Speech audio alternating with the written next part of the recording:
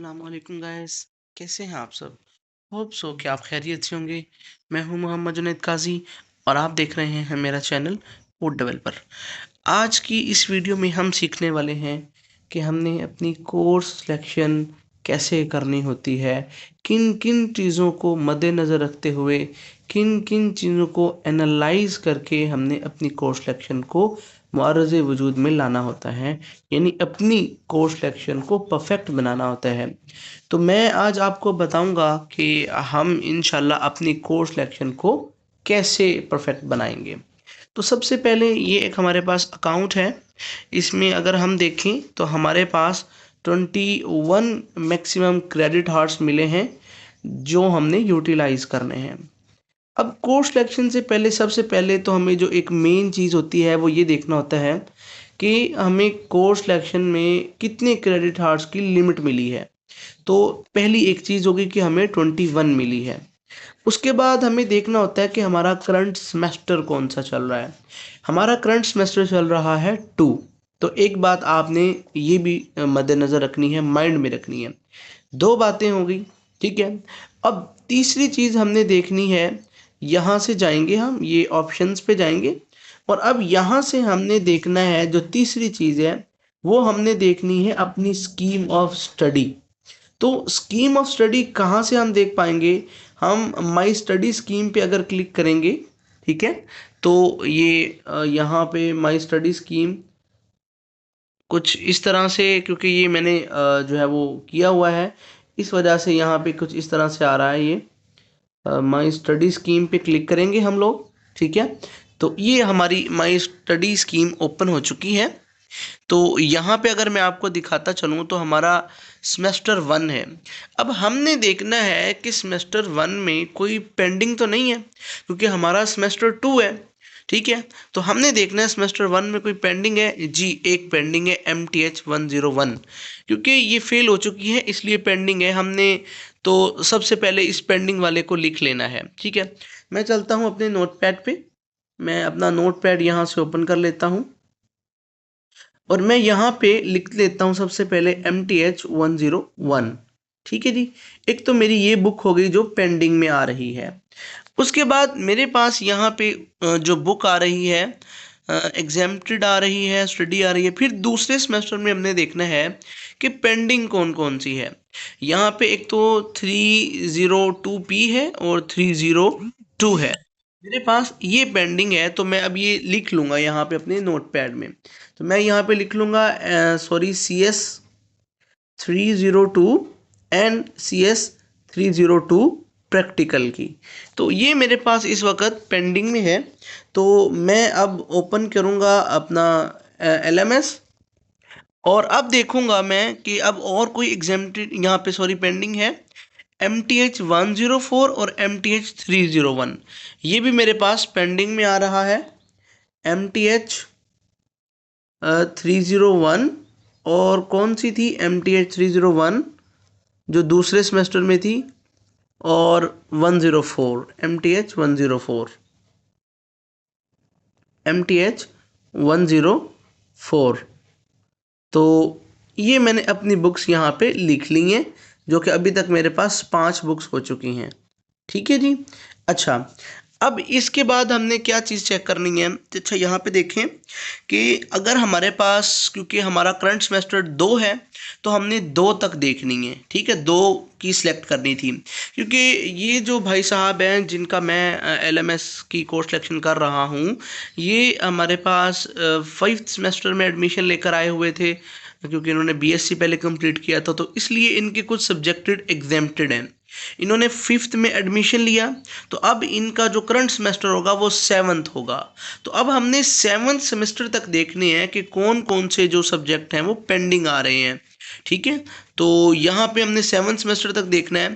तो यहाँ पे आ रहा है CS 304 और 304P। तो चलें जी, अब हम इसको भी लिख लेते हैं।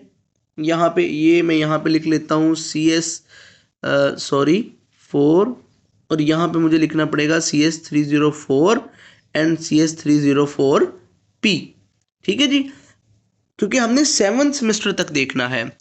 और उसके बाद यहाँ पे हमारे पास बल्कि फिफ्थ और सिक्स्थ, ये इसका 6 सेमेस्टर होगा, हमने 6 सेमेस्टर तक देखना है। अच्छा, यहाँ पे हम देखेंगे पेंडिंग आ रहा है, पेंडिंग, और ये जो फोर्थ सेमेस्टर है इसमें भी आ रहा है CS301P और CS301, यानी ये पेंडिंग है इनका, ठीक है। और फिफ्थ में भी ये देखें पेंडिंग है इनका, यानी सिक्स्थ, 6, 7, 8, अब इनके 3 और लगने थे, लेकिन अभी इनका मसला ये है कि इन्होंने सिलेक्शन जो है वो गलत की थी अपनी, जिसकी वजह से इनको जो है ना वो काफ़ी अब 2 सेमेस्टर इनके एक्स्ट्रा लगने वाले हैं। क्योंकि यहाँ पे देखें 4 सेमेस्टर हो चुके हैं ना, तो पहले हमें 4 सेमेस्टर्स का डाटा कंप्लीट करना है, क्योंकि इन्होंने 4 सेमेस्टर जो है वो पढ़ लिए हुए BSc के अंदर, और अभी इन्होंने BS फिफ्थ सेमेस्टर में एडमिशन लिया था। होना तो ये चाहिए था कि इनका जो है वो 1 सेमेस्टर सिर्फ एक्स्ट्रा लगता, क्योंकि जो भी 5वें सेमेस्टर में एडमिशन लेते हैं ना, उसका 1 सेमेस्टर ज़रूर एक्स्ट्रा लगता है, यानी 2 साल और 6 महीने उसके ज़रूर लगते हैं, यानी उसकी 4 सेमेस्टर में नहीं बल्कि 5 सेमेस्टर में डिग्री कंप्लीट होती है। इन्होंने चूंकि फर्स्ट सेमेस्टर में एक मिस्टेक हो गई इनसे कि एक तो इन्होंने सब्जेक्ट थोड़े रखे और ऊपर से 2 सब्जेक्ट में ये फेल भी हो गए, इस वजह से अब इनका जो है वो 2 सेमेस्टर एक्स्ट्रा लगेंगे, यानी जहाँ पे 1 लगना था वहाँ पे 2 लगेंगे। उसके बाद यहाँ पे हमारे पास 301 और 301P आ जाता है, इसको भी हम लिख लेते हैं यहाँ पे, CS301 एंड CS301P प्रैक्टिकल। और उसके बाद हमारे पास यहाँ पे आ जाता है CS 401 और 401P। चलें ये भी हम लिख लेते हैं, CS 401 और CS 401P, और इससे आगे जो है CS 504 है और CS 610 है और CS 610 प्रैक्टिकल है। मैं आपको दिखा देता हूँ ये तीनों सब्जेक्ट, आप कहेंगे कि पता नहीं कैसे। ये देखें, ये हमारे पास CS 504 और ये हमारे पास 610 और 610P आ गया। ये 4 सेमेस्टर जो है वो इनके हमने यहाँ पे कंप्लीट कर लिए हुए हैं, जो इनमें यानी पेंडिंग थे वो हम अब देख लेंगे, क्योंकि बाकी 5वां तो एक न्यू सेमेस्टर है, ये आगे फिर एक न्यू सेमेस्टर है यानी छठा, और फिर इसी तरह ये सो ऑन चलते रहेंगे। तो चलते हैं, अब हम देखते हैं कि हम इनमें से क्या कर सकते हैं।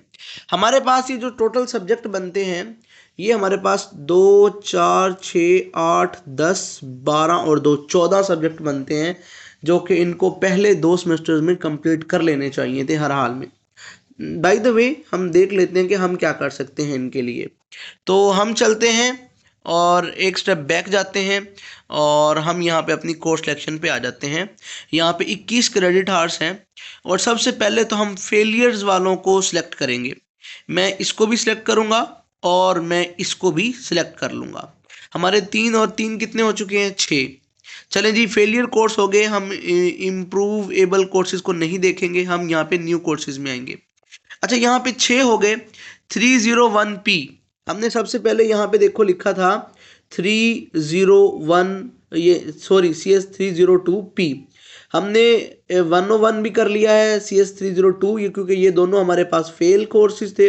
अब ये हमारे पास न्यू कोर्सेज हैं, ये वाले हमारे पास न्यू कोर्सेज हैं और ये वाले हमारे पास फेलियर कोर्स। याद रखिएगा, फेलियर कोर्सेज को सबसे पहले आप लोगों ने सिलेक्ट करना होता है, ठीक है जी। उसके बाद हम यहाँ पे आ गए और हमने देखा कि अच्छा जी यहाँ पे CS302P हमने कर लिया। अब हमने करना है MTH 104 और MTH 301। चलते हैं अपने कोर्स सिलेक्शन की तरफ। अच्छा जी, अब यहाँ पे MTH 104 ये भी मैं कर लेता हूँ सिलेक्ट, और ये भी मैं सिलेक्ट कर लेता हूँ। ऊपर वाले 6 और 1 7, ये वाला 7, 7 और 3 10, यहाँ तक मेरे पास हो चुके हैं 10। चले जी, उसके बाद मेरे पास यहाँ पे आया MTH 301 कैलकुलस। ये मैं सिलेक्ट नहीं कर सकता, क्यों? क्योंकि ये प्री रिक्वेस्ट है, ठीक है जी। इसलिए ताकि MTH 101 हम पहले पढ़ेंगे और फिर हम जो है MTH 301 पढ़ पाएंगे, अदरवाइज हम नहीं पढ़ पाएंगे। तो उसके बाद हम कौन सा सिलेक्शन करेंगे, हम CS 304 और 304P करेंगे, ठीक है जी। हमारे पास यहाँ पे 304 नहीं आ रहा, 304P आ रहा है सिलेक्शन में। होप सो के 304 इन्होंने पहले पढ़ लिया हो। ठीक है जी। अच्छा जी, चलें। उसके बाद हम क्या करते हैं यहाँ पे, उसके बाद हम सिलेक्ट करेंगे 304। ठीक है, 10 हो गए थे हमारे ऊपर, 6 वो, एक ये वाला और 3 ये, 10, और 10 और एक 11। उसके बाद हमें डाटा स्ट्रक्चर में से इन दोनों में से दोनों को सिलेक्ट करना है। ये यहाँ पे लिखा हुआ you can select maximum 2 from the course group. हम यहाँ से 2 जो हमें वो मैक्सिमम करने हैं और मिनिमम हम 1 कर सकते हैं, लेकिन दोनों रिक्वायर्ड है। ये जो है वो दोनों रिक्वायर्ड है, इसलिए हमें ये दोनों करना पड़ेंगे, CS301B और CS301P भी। क्यों? क्योंकि ये रिक्वायर्ड है दोनों। अब देखते हैं हम अपनी जो है वो इसमें देख लेते हैं, मैं आपको दिखा देता हूँ। ये फिर मुझे जो है वहाँ पे लेके आ रहा है, देखें यहाँ पे मैं आपको दिखाता हूँ जो कि CS301 है मेरे पास। यहाँ पे देखें, ये हमारे पास पेंडिंग आ रहा है, ये स्टडीड आ रहा है। ये देखें, ये स्टडीड आ रहा है CS304, और ये मेरे पास पेंडिंग आ रहा है। इसको मैंने पेंडिंग करना है, यानी करना है अभी रीड। तो उसके बाद मेरे पास यहाँ पे जो CS301 है, मैं वो दिखाना चाह रहा था। ये देखें, ये दोनों रिक्वायर्ड है, ये भी रिक्वायर्ड है। ये देखें, प्रैक्टिकल भी रिक्वायर्ड है और रेगुलर भी रिक्वायर्ड है, इसलिए हमें ये दोनों को सिलेक्ट करना पड़ेगा। इसलिए हम वापस आ जाते हैं अपनी कोर्स सिलेक्शन पे और हम इन दोनों को सिलेक्ट करवा लेते हैं, इसको भी और इसको भी। अच्छा, यहाँ पे हमारे पास कितने हो गए थे? 10 और एक 11, और 11 और 4 हमारे पास हो गए 15। अभी भी 6 हमारे पास बाकी हैं। तो उन 6 में से हम क्या करेंगे कि हम जो है, अगर ये 4 वाले कर लेते हैं CS4, तो फिर भी हमारे पास 2 बच जाएंगे। तो हमने कोई ऐसा करना है कि हमारे पास 6 पूरे के पूरे जो हैं वो हो जाएं और हमें जो है उसमें कोई दिक्कत भी ना उठानी पड़े। तो मैं ये करूँगा CS504, क्योंकि इसका प्रैक्टिकल नहीं है। क्योंकि जो प्रैक्टिकल वाले सब्जेक्ट होते हैं ना, आप कोशिश किया करें कि उनको थ्योरी के साथ रखा करें। क्योंकि अगर आप उनको थ्योरी के साथ रखेंगे तो थ्योरी वाला यानी जो रेगुलर सब्जेक्ट होगा वो आप जब स्टडीड करेंगे ना, तो प्रैक्टिकल भी उसमें कवर हो जाएगा। ठीक है, क्योंकि प्रैक्टिकल का सिर्फ फाइनल का पेपर होता है, मिड का नहीं होता। तो इसमें भी मोस्टली वही चीज़ें पूछी जाती हैं जो कि थ्योरी वाले सब्जेक्ट में होती हैं। बस इसमें ये प्रैक्टिकल वाइज होता है और वो थ्योरी वाइज होता है, इतना ही फ़र्क होता है। लेकिन स्टडी आपको एक ही सब्जेक्ट करना पड़ेगा, अगर आप प्रैक्टिकल भी रख लेते हो और थ्योरी भी। अदरवाइज अगर एक सेमेस्टर में आप उसका थ्योरी रख लेते हो और एक सेमेस्टर में आप आगे नेक्स्ट सेमेस्टर में उसका प्रैक्टिकल रख लेते हो, तो ये आपके लिए एक गलत सजेशन होगा, गलत डिसीजन होगा, रॉन्ग डिसीजन होगा, और आपको इसके लिए मेहनत भी बहुत ज़्यादा करनी पड़ेगी, यानी एक ही सब्जेक्ट को 2 बार पढ़ना पड़ेगा। तो इसका फ़ायदा नहीं है, ये एक गलत डिसीजन होता है आप लोगों का। ठीक है, तो इसलिए हमने यहाँ पे CS504 किया है, क्योंकि इसका प्रैक्टिकल नहीं है। इसको इंशाल्लाह CS401 को और 401P को हम नेक्स्ट कर लेंगे कभी। ठीक है जी, हमने इसको भी सिलेक्ट कर लिया, इसको भी सिलेक्ट कर लिया। अब हम देखते हैं कि हमारे पास कौन सा ऐसा जो है वो सब्जेक्ट है जो ज़रूरी भी है, रिक्वायर्ड है, इलेक्टिव नहीं है, और उसका प्रैक्टिकल भी नहीं है। तो यहाँ से हम देखते हैं। अच्छा, अब हमारे पास सिर्फ देखें कितने मेरे पास हो गए। मेरे पास यहाँ पे हो गए 3 और 3 6, और 6 और यहाँ पे एक मेरे पास ये वाला क्रेडिट हार्स हो गया, 6 और 1 7, 7 और 3 10, ये वाला 10, और ये वाला एक 11, ये वाला मेरे पास एक 11 हो गया प्रैक्टिकल का। और उसके बाद मेरे पास एक ये वाला है और एक ये वाला है, 11 और 4 15, और 15 और 3 18। तो अभी मेरे पास मैं 3 क्रेडिट हार्स का एक और जो है वो सब्जेक्ट सेलेक्ट कर सकता हूँ। ठीक है, जो रेगुलर आपके सब्जेक्ट होते हैं उनका जो क्रेडिट हार्स होता है वो होता है 3। ठीक है, यानी वो 3 क्रेडिट हार्स मिलके एक सब्जेक्ट की वर्थ को कंप्लीट करते हैं। और जो प्रैक्टिकल वाला सब्जेक्ट होता है उसका एक ही क्रेडिट हार्स होता है जो कि उसकी वर्थ को कंप्लीट करता है, उसके वेट को बैलेंस कर लेता है। तो अब हम यहाँ से अगर देखें, यहाँ से 610 और 610P ये दोनों रिक्वायर्ड हैं। ये स्टडी स्कीम में जाके हमने देखे हैं, मैंने देखे हैं। खैर, आपको तो दिखाने की अगर मैं दिखाऊं तो दिखा सकता हूं। मैं अगर यहाँ पे जाऊं ऑप्शंस पे और मैं यहाँ पे क्लिक करूं और 610 और 610P अगर मैं आपको दिखाऊं, तो ये ज़रूरी हैं, रिक्वायर्ड हैं दोनों। आप ये नहीं कर सकते कि एक को सिलेक्ट कर लें और एक को छोड़ दें, ऐसा नहीं है बिल्कुल भी। ठीक है जी। और मैं अगर आपको यहाँ पे दिखाऊं 610, ये फोर्थ सेमेस्टर में होगा, ये देखें ये 610 है और ये रिक्वायर्ड है देखें, और इसके नीचे भी ये वाला भी देखें जो प्रैक्टिकल है ये भी रिक्वायर्ड है। जो इलेक्टिव हो ना 2 सब्जेक्ट, उसमें से आप एक चूज कर सकते हैं।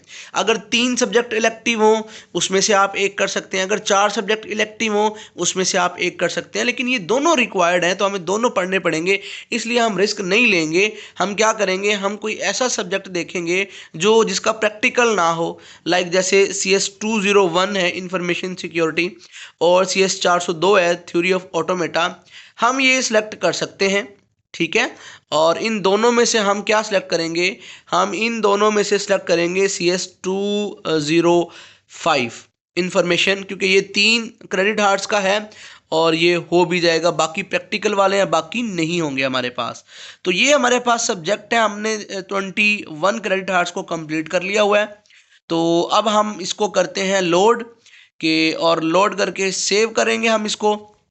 देखें कोई एरर नहीं आएगा और ये लोड हो चुके हैं। ठीक है जी, ये देखें ये लोड हो चुके हैं।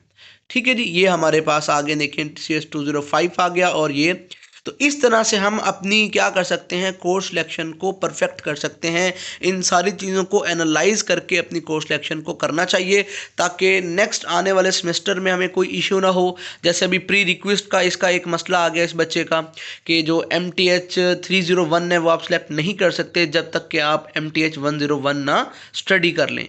तो वो हमारी मजबूरी थी, वो क्योंकि वो फेल हुआ था बच्चा, इसलिए हमने दोबारा सेलेक्ट किया। तो अब हालांकि वो जो है दूसरे या तीसरे सब्जेक्ट सेमेस्टर का सब्जेक्ट है MTH 301, लेकिन हम सेलेक्ट नहीं कर पाए। क्यों? क्योंकि उससे प्री रिक्वेस्ट जो हमने सब्जेक्ट था वो नहीं स्टडी किया हुआ था। तो इस तरह से हम अपनी जो है वो कोर्स सिलेक्शन को परफेक्ट बना सकते हैं, कुछ चीज़ों को एनालाइज करके, कुछ चीज़ों को माइंड में रखते हुए। तो होप्स हो कि आपको इसकी अच्छी खासी जो है वो अंडरस्टैंडिंग हो गई होगी कि हमने कोर्स सिलेक्शन करते हुए किन किन चीज़ों का ध्यान रखना होता है। तो उम्मीद करता हूँ हमारी वीडियो आपको अच्छी लगी होगी। वीडियो अच्छी लगी हो तो लाइक करें, सब्सक्राइब करें और फेलोज के साथ शेयर करें। मुझे इजाज़त दीजिए, नेक्स्ट मिलते हैं किसी और वीडियो में किसी और सोल्यूशन के साथ। तब तक के लिए अल्लाह हाफिज़, टेक केयर।